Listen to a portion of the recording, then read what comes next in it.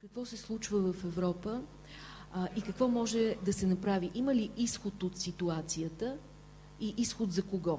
Да говорим сериозно за хуманизъм без прагматизъм.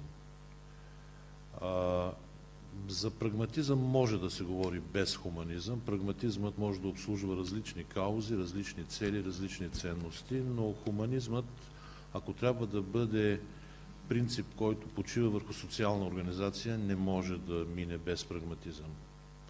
И от тази гледна точка бих искал да кажа първо, като първи тезис, че европейската солидарност не беше поставена под въпрос от различните позиции на различните европейски страни и на различните общества на изток и на запад по повод на бежанците, не беше поставена под въпрос за първи път. За първи път европейската солидарност в рамките на бежанската криза беше поставена под въпрос от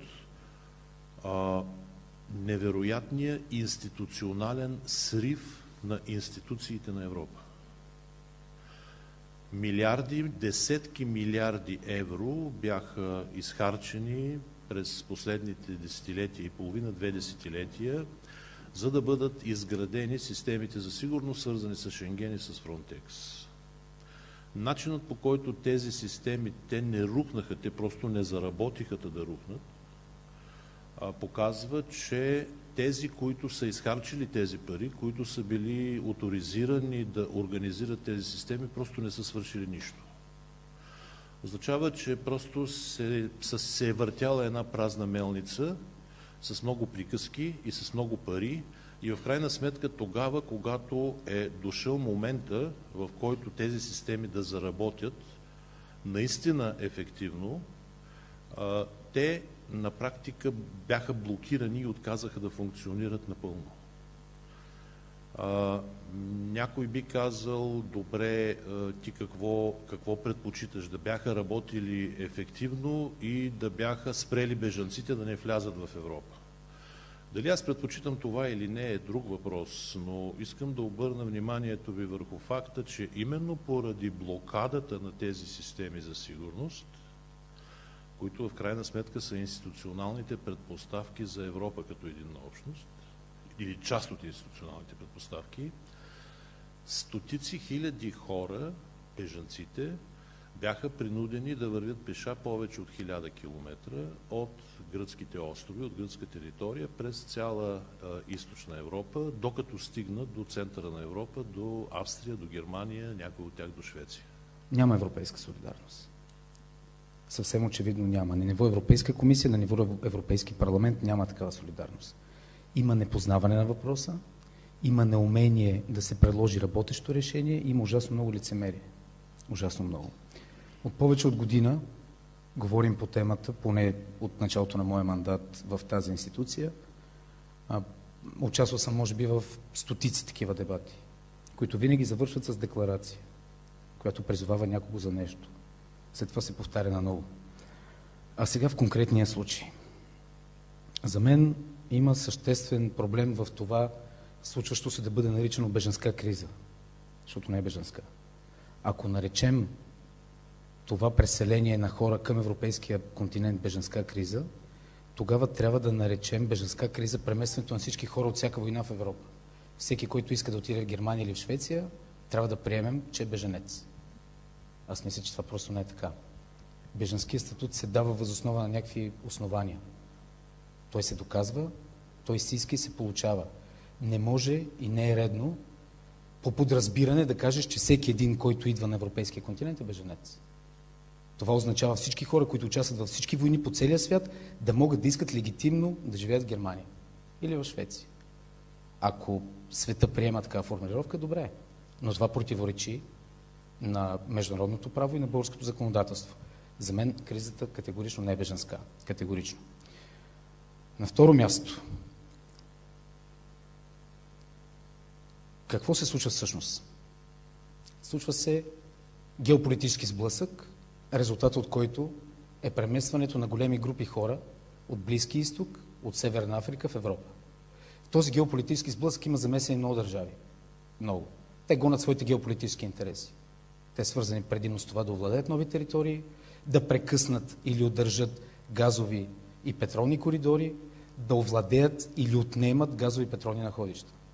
Замесените в тази ситуация, Сирия само, са Катар, Саудитска Арабия, Съединените американски щати, Русия, Иран, Турция, Израел. Мисля, че не пропускам никой на този етап. Тези държави воюват и се борят за своето надмощие, за да спечелят или загубят определени геополитически предимства.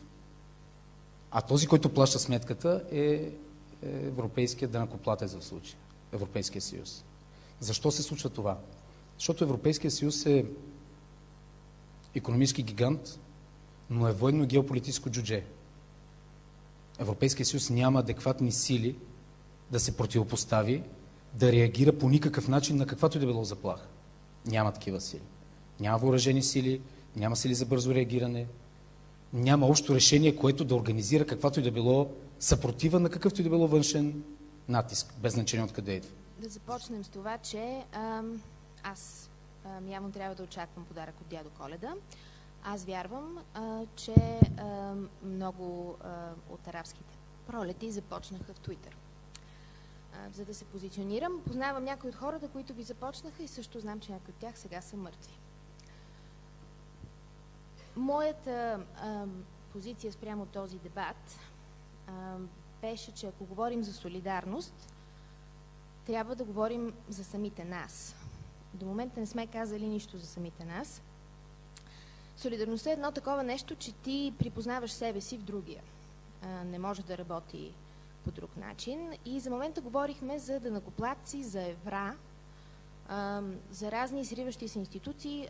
Всички тези неща са така.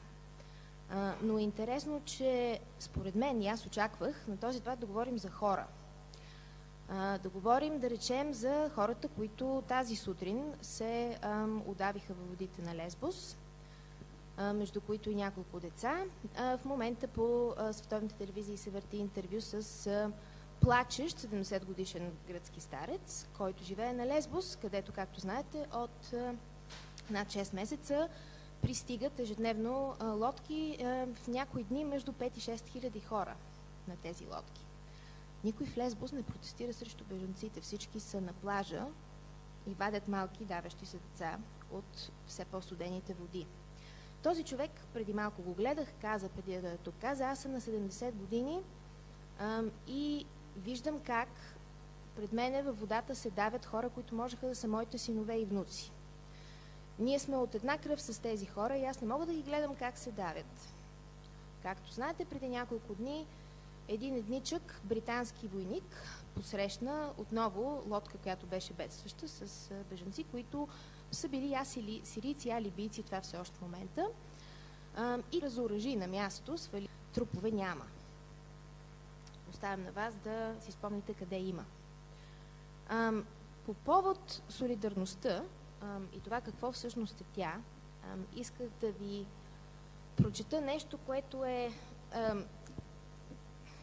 подборка от моя дневник и ще ме извините, за това то започва през 2013, когато за първи път проблемът с бежанците и нашата граница започна да се обостри и да навлиза в нашата сфера на внимание. Като преди това искам да ви попитам едно нещо и е хубаво според мен всички ние да намерим за себе си отговор на този въпрос. Ако пред вас се дави човек и протяга ръка, ще го питате ли от коя държава е преди да го извадите? И ако да, как ще се реагирате вие, ако вие се давите и някой ви пита от коя държава сте? В Сирия, сам в смисъл, аз не съм съгласен с господин Джамбански, че това в Твитър, арабската пролет. Системните нарушения на човешките права в арабски свят доведоха до избухването на протестите. Системните нарушения. Службите за сигурност в арабски свят бяха гръбнака на управлението. Само ще ви дам един пример. Една година преди 2011-2010 диктаторът в Тунис, където тръгна арабската пролет, той имаше 5 дъщери и 1 син. По случай рождения ден на синът му на Бен Али, той освободил 1600 затворника с криминални деяния от затвора. Ни дава само малко по-далеч от микрофона, защото се цялата икономика на Тунис бяха в ръцете на жена му. В Сирия от 63-та е положение. Смисъл, колкото искат, без съд, десетки химелос да питат защо. Затова това за мен не е смисъл, това не е наша тема. През тия години европейските държави и Запада въобще поддържаше тесни връзки с всички арабски диктатори. Приоритета на Запада не беше демокрация.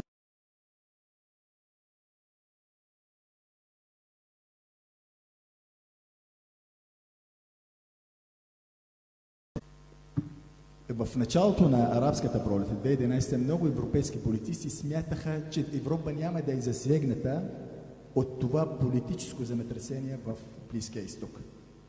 Но това се оказва, че е грешно. Ето бежанската вълна. Ние сме с Европа, като ви казах, съседи. И когато пожара в къщата на твоя съсед гори, или когато къщата на твоя съсед гори, ти трябва да очакваш огъня да стигне до твоята къща. Или поне да усещаш горещината. Европа вече усеща тая горещина. Преди един месец слязох с малката долу и седнах в градинката и две възрастни жени обсъждат различни въпроси, между които и бежанците. Едната каза, повече от бежанците са терористи. В същия ден група български интеграции в Европа. Аз първо не знам на какво се базира тяхната увереност, с която дори службите не могат да се похвалят. И зададох този въпрос. Дали тези обикновени, тези възрастни жени са манипулирани, дезинформирани, или тези страхове са реални? И ако са реални, са повече с културен характер или социално-економически? Преди да отговоря на този въпрос, искам първо да кажа, че понякога умишлено се смесва от политици и в медиите между два термина – икономически имигранти и бежанец. Първо. Второ, често се гледа на бежанците. Извинявам се. Често се гледа на бежанците не като на хора, които имат нужда от помощ, а си говори за тях в трето лице и в цифри. Затова част от хората гледат негативно на бежанците. Но да говорим дали за тия за страховете.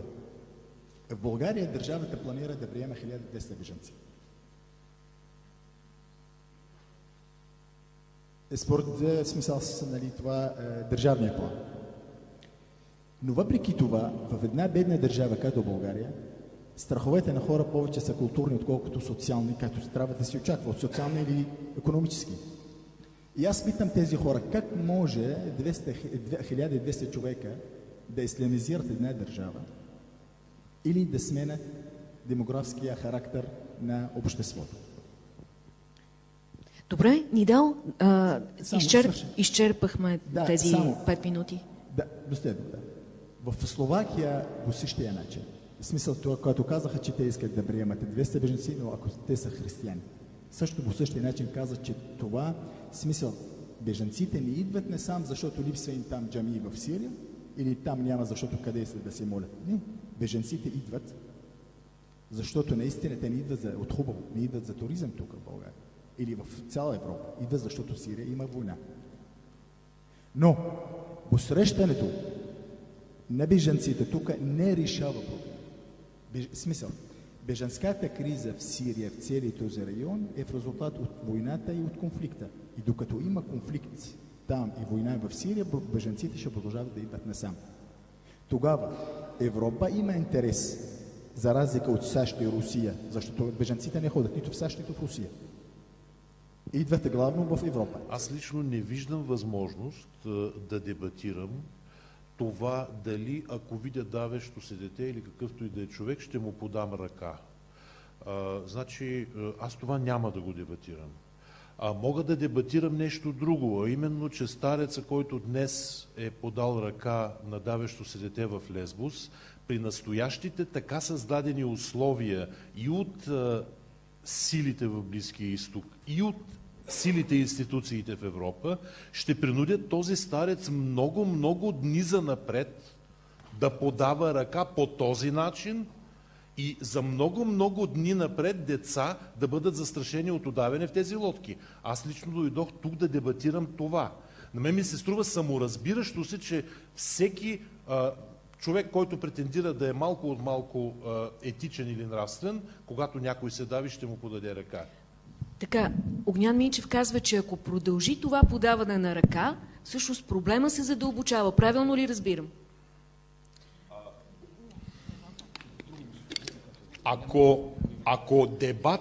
Ако дебатът остане на това ниво, ще подадем ли ръка на давещия се или не, това най-малкото ще ни обясни защо Европа е на този хал. Защото в Европа се дебатира само това. И да попитам, понеже говорим за бежанци, колко бежанци от Сирия има в Саудитска Аравия? Това е, ако не се лъжа, сунитска монархия? Нали? Сунитска е. Какви са бежанците предимно от Сирия? Предимно сунити, нали, господин Хлаев? Предимно сунити. Вахабитите са другаде, това е друга тема. Друга тема е това. Но по деноминация са сунити. Както и да е. Колко са бежанците в Катар? Колко са? Добре, това са гранични държави. Също мисля, че е ясна. И това, между другото, е отговор... Защо те не са там, секунда, а идват в Европа, нали така? Това обаче е много важният въпрос. Ако тези хора, повечето от тях, аз никога не бих си позволил да омаловажа човешко страдание, не ме разбирате така, но ако тези хора са бежанци, те биха искали да са най-близо до дома си, за да могат да се върнат обратно. Най-близко до дома им е Саудитска Аравия и Катар. Да, има много хора в Палестина, има много хора в Йордания, има много хора в Ливан, но няма в Катар и Саудитска Аравия, най-богатите държави в региона, с най-висок стандарт. Какво ви говори това? Помислете.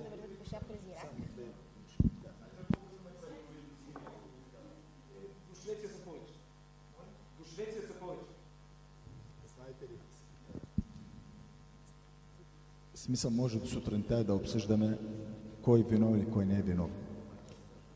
Основните въпроси, ние трябва да намерим ефикасна политика за справяне с бежанската криза.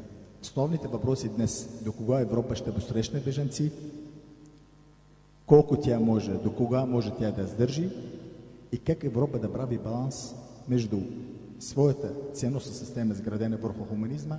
Аз в 2012 бях в Турция. Това означава една година след избухване на протестите в Сирия. Броят на сирийските бежанци тогава в Турция беше 8000. В Сирия хората се надяваха тази война да свърши бързо. Аз да ви говоря. Имаха някакви пари, работа и домове. В момента нямат работа, нямат спестени пари. Броят на разрушените домове в Сирия е 1 100 000. Разрушените домове. Но най-важно е, че сирийският народ в момента няма надежда, че тая криза скоро ще свърши. Хората търсят спасение. Много хора ме питат защо мъже пътуват. Това аз да ви отговоря защо мъже пътуват, смисъл по-често. В Сирия в момента мъжете между 20 или 19 и 45 години, ако ако си на фронта, разберете, че много младежи, много семейства предпочитат да изпращат децата си в чужбина, отколко да ги изпращат на фронт да стрелят, например, своя съсед. Има десетки хиляди семейства в Сирия, които са загубили по 2-3 деца. Второ, докато войната свърши в Сирия, защото смисъл главно, бежанците, които идват в момента са от Сирия. Интересно, по данните на Държавната агенция от началото на тази година, Държавната агенция тук в България, 91% от бежанците са от 3 места. Сирия, Ирак и Афганистан. 91%. Това значи това конфликтни зони.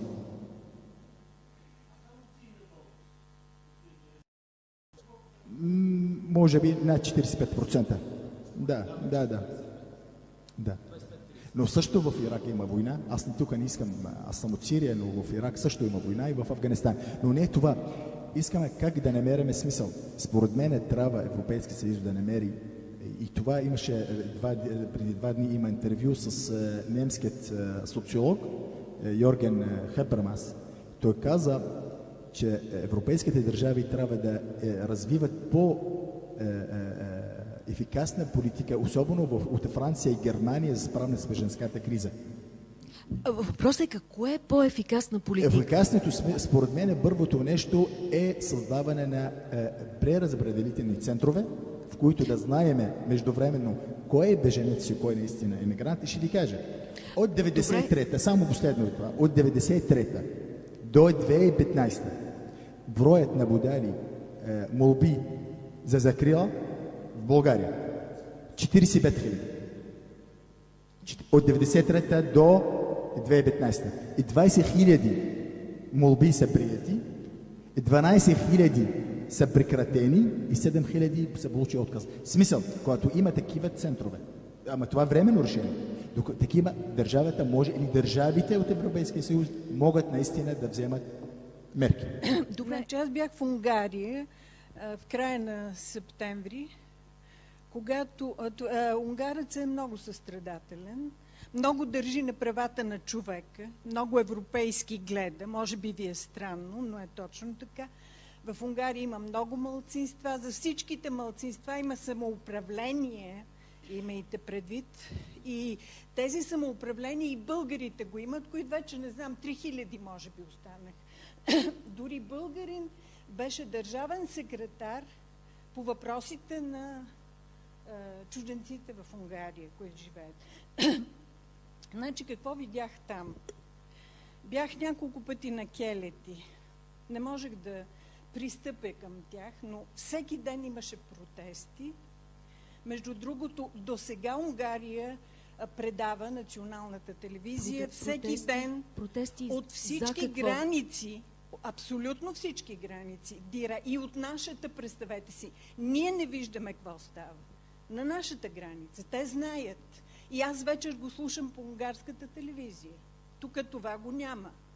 Тая тема, която е такава силна тема, най-силната за Европа, тук я няма. Ние си говорим колко души сме тук. Та тогава на площада Келети, Гаровия, 3 дни поред ходих.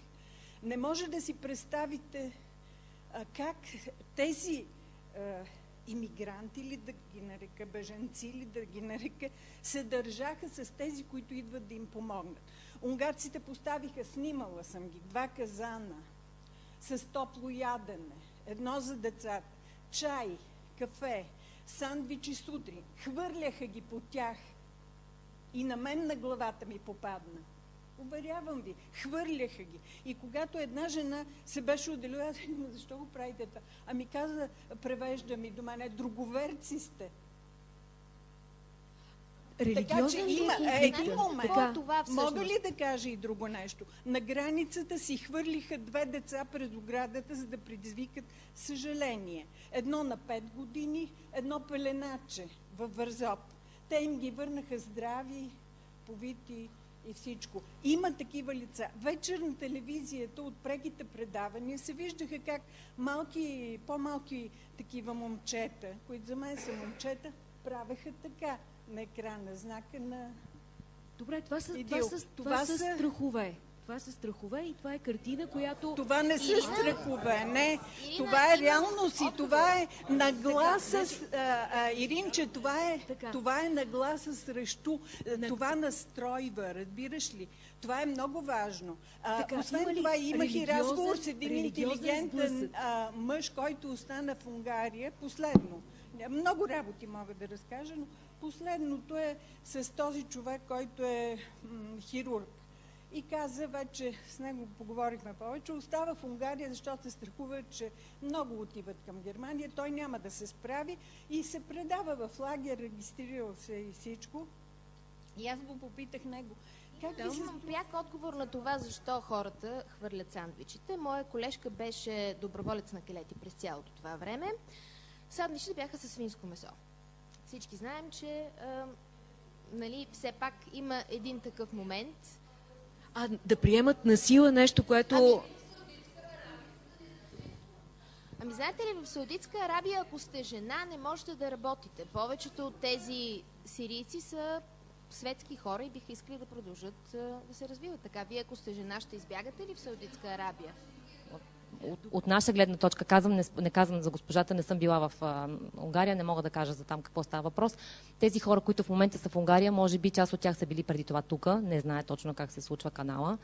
Добре, приемам, че не са били, но тези, които са били тук, в момента вече са в Германия. Искам да кажа, че ние можем, поне на този етап, когато имаме такива хора, да им предложим позитивната част от нашата култура, като ги включваме в тези мероприятия. Те тогава нямат никакво основание да ги отхвърлят. Защо ще ги отхвърлят, когато това е направено като една обща по-точно игра, система и така нататък. Това споделям аз от личния си опит. Която да е война, няма политическо решение, тя е безизходна. Не може да има изход. Дали войната в Сирия има изход или политизирана, на този етап аз много се съмнявам, тъй като международните играчи са много. Нали, говорим и за Русия, за Америка, за Иран, за кой ли не. Няма сирийска воля там. За жалост, това са реалностите. Но пък от друга страна искам да кажа защо Либия е променена. Защо тези държави, както вие казахте преди малко, не съществуват? Има голяма истина. Това е огромен политически вакуум. Невероятен политически вакуум, защото все пак не е справедливо арабската нация в този момент да бъде поставена само между два избора или диктатура. Трябва да има едно, че по отношение на миграция и бежанци. Това е факт. Има и двата случая. Има хора, които действително искат да живеят. Те просто бягат от смърт. До сега никой не говори за интеграция. Какво ще прави с това общество? Какво ще правим с тях? Могат ли наистина да интегрират в българското, унгарското, германското и така нататък общества? Или ще се само затварят се в гета? И оттам вече, там ще има проблеми. Мисля, че трябва да си мисли в тази насока. Когато става въпрос за свинско месо, моля, не искам да свеждам бежанската криза на такова повърхностно ниво. Бежанците едва ли избягат тук да ядат свинско или да не ядат свинско. Хората избягат от смъртта. Аз бях свидетел на такива шокиращи истории от Сирия. Често пътувам до там. Затова едва ли ми е важно да ям свинско или да не ям. Аз не искам храна. Хора, които търсят спасение и вървели 1000 км, едва ли това им важно да ядат свинско или не. Затова това не е независимо. Само аз ще ви дам един пример. Бях на среща с просветния министър господин Танев. И на повдигнат въпрос го питаха, ако бежанците поискат децата им да ходят със спорка на училище, вие ще разрешите ли? Той каза, аз така е загрижено. Ще поставя този въпрос пред Народното събрание, ако решава, аз нямам проблем. И аз му казвам, господин министър, 8 деца бежанци ходят на училище в България. 5 от тях момчета. Те не слагат спорка. 3 момичета аз ги познавам. Нито една не ходи, нито едно от тях не ходи със спорка. За какво тая истерия?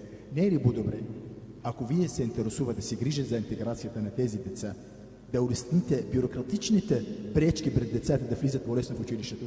Или да се интересуват от спорка или не? Това ли най-важно по същия начин? Ние трябва да намерим. В момента това е факт вече. Бежанците са тук, които са тук. Какво да правим с тях? Аз съм като чужденец.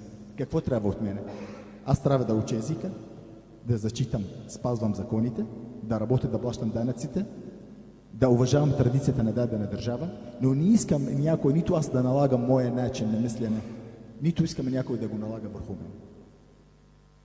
Нали така? Аз не искам, разбира се, аз съм за мултикултурния модел на интеграцията, а не на асимилацията.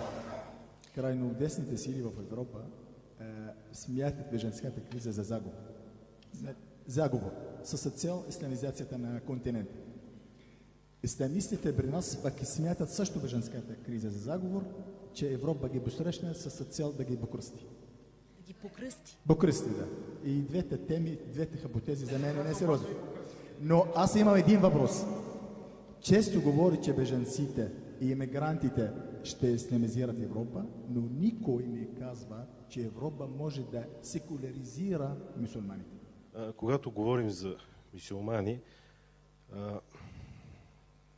трябва да имаме предвид, че те не са една монолитна маса. Ето, аз чух, че Нидал се самоопределя като мюсюлманин, но той изпусна една много ценна дума. Той каза мюсюлманин като култура. Има много голяма разлика между мюсюлманин като Нидал и мюсюлманин като жителя на салафитското гето в Бон. Значи големия проблем е, че наистина няма как да очакваме сред тази миграционна вълна да няма салафити. Няма как, примерно, това да очакваме. Няма как да очакваме да няма и доста по-традиционно настроени мюсюлмани, които ще искат да продължат, макар и една по-битова версия на своята религия в Европа. Всичко това ще създава конфликтен потенциал вече в така съвсем обозримо бъдеще, ако вълната продължи в същия дух, този конфликтен потенциал ще нараства. Просто поради тези различия и аз ще си позволя да нюансирам нещо, което доцент Огнян Минчев каза. Тук не става дума толкова, от моя гледна точка, на моето поле, толкова за стадии, за различни стадии на развитие. Ето ние с Нидал, с Ирина, с всички тук в залата сме на един стадий, а тези традиционни хора са на друг. Тук става дума за различие по смисъла на различни траектории.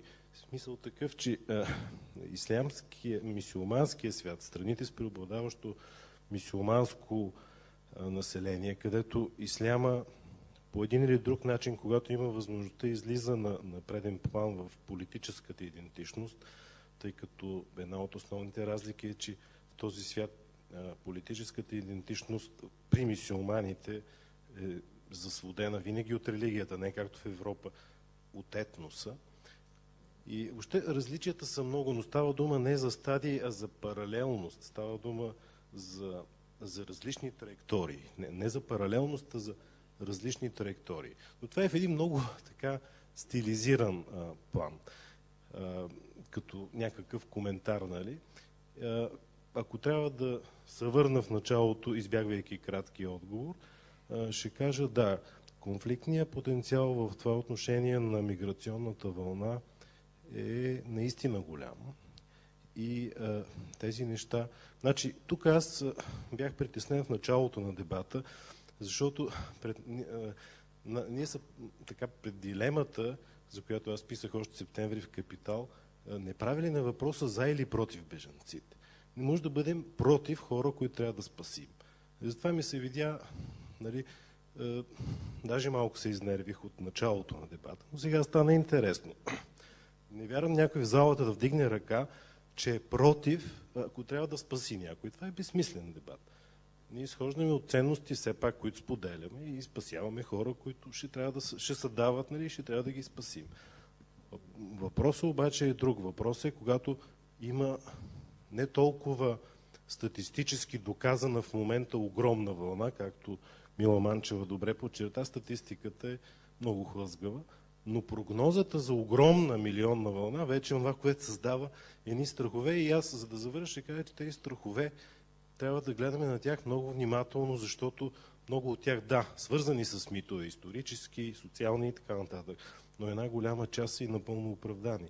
Така че ние трябва да започнем сериозния дебат около възможността, ако ще приемаме милиони мигранти в Европейския съюз, как тези мигранти ще бъдат интегрирани, имайки предвид досегашния интеграционен опит на страните от Европейския съюз, а той е неуспешен.